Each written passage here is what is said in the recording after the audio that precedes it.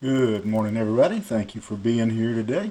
And I appreciate if you like, share, make a comment on the post this morning.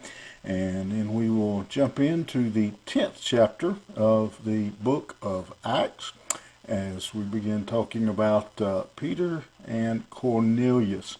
And verse 1 says, at Caesarea there was a man named Cornelius, a centurion of what was known as the Italian cohort, a devout man who feared God with all his household, gave alms generously to the people, and prayed continually to God.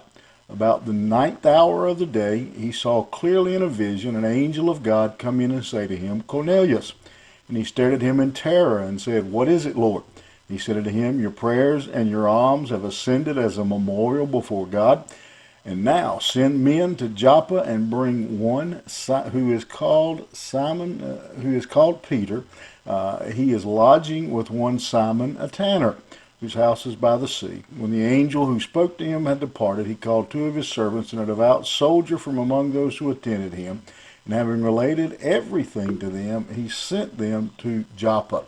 So, we get kind of the introduction to the story here this morning, and what we're going to learn in this next section is a topic that has pretty much always been an issue and continues to be, and that is dealing with prejudice, partiality, those kinds of things. We see it everywhere in all types of circumstances and settings. It's not just a matter of race, but nationality, rich versus poor. Anywhere there's a difference in people of any type, people will end up having prejudice, and there will be those who are mistreated and treated poorly for some reason. Again, it may be skin color, it may be nationality, it may be accent, maybe they came from the wrong side of town, maybe the clothes they wear, whatever. That is just seems to be part of the human nature. And what this passage is going to teach us, what this story shows us, is that in Christ, this idea of prejudice has been broken down, has been destroyed. And some of the most prejudiced people that existed ever were the Jews of the first church era. And again, they had they were their customs and laws were pretty much different than anybody around them. They were a nation of one God.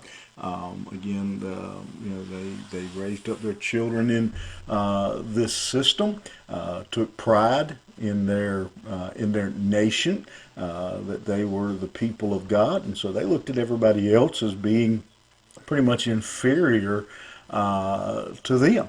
And so the Jewish prejudice was traditionally, again, probably worse than anything that we even know of today. Part of that had come because throughout time, the Jews themselves have been persecuted. They've been enslaved more than any other nation, and so they kind of developed I guess you'd say, bad taste in their mouth towards everybody else.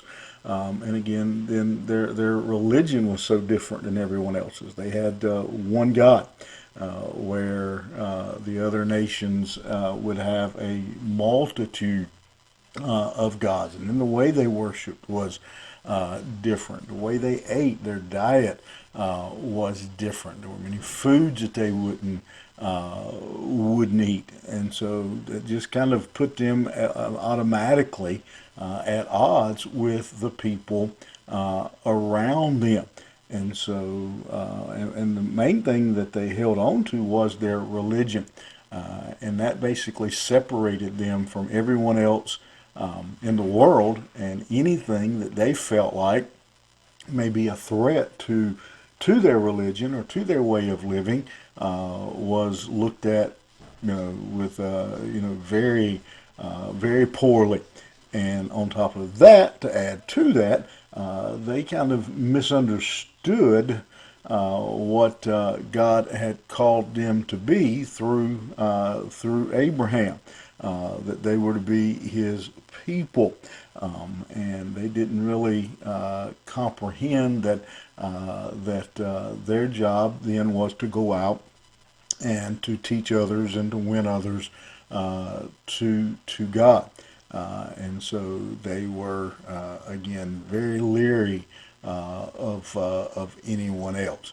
And in all of that, now we come along and we have the New Testament church being birthed and beginning in that. And so you had Jews who didn't like Gentiles, Gentiles who didn't like Jews, Gentiles who didn't like Gentiles, Jews who didn't like Jews, depending on where you stood on the issue of Christ. And so there was just a lot of division here. And so we're going to see that that whole system threatened, this division, this prejudice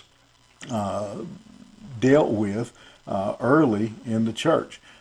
Here we see a man by the name of Cornelius, and God is going to intervene. Cornelius, it says, was a centurion, an officer in the Roman army. He was of the Italian band, which simply means that all his soldiers were from Italy. He was stationed in, it tells us here, Caesarea, and this was a city that would have been a Gentile city, that a Jew would have never, he would have done everything, I'm going to say never, but he would have done everything in his power to avoid going into Caesarea.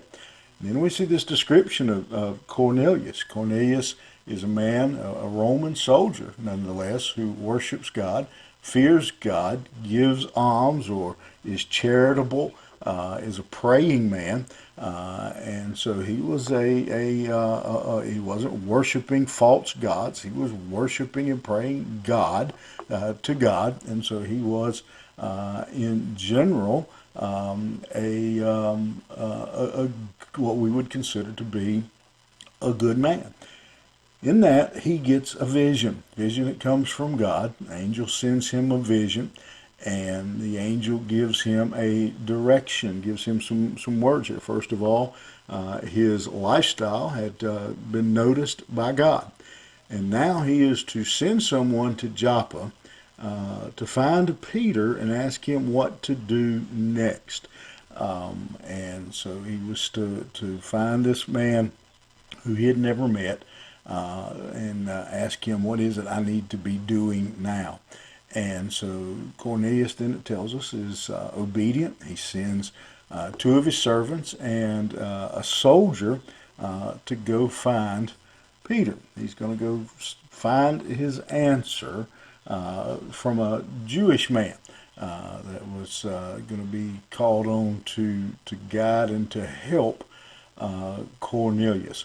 And so that's just kind of the opening of the story. Time won't let us get completely through the whole story. I wish we could do it all at one setting. But we're going to begin to see again the importance that God places here on breaking down these man-made and artificial barriers that we have erected in some, again, skin color, nationality, even accent, the way people talk, hairstyles, you name it, that the way that we have divided up. And so as we leave this morning, I want to, before we go any further into it, I want to leave you with some homework. I want you just to think for a minute about how many ways you can think of that we divide up. How many ways can you think of? And I would encourage you to write them down. Make a list of those things, again, that you have seen throughout your life, groups dividing up over, which side of town you are from, which cars you drive, where you go to school, on and on that list goes. I want you to make a list And look at that list and think how silly the things that we have divided up into groups over. What a list! And we'll come back tomorrow and we'll dig a little deeper into this issue. All right, have a good day. We'll see you here tomorrow morning.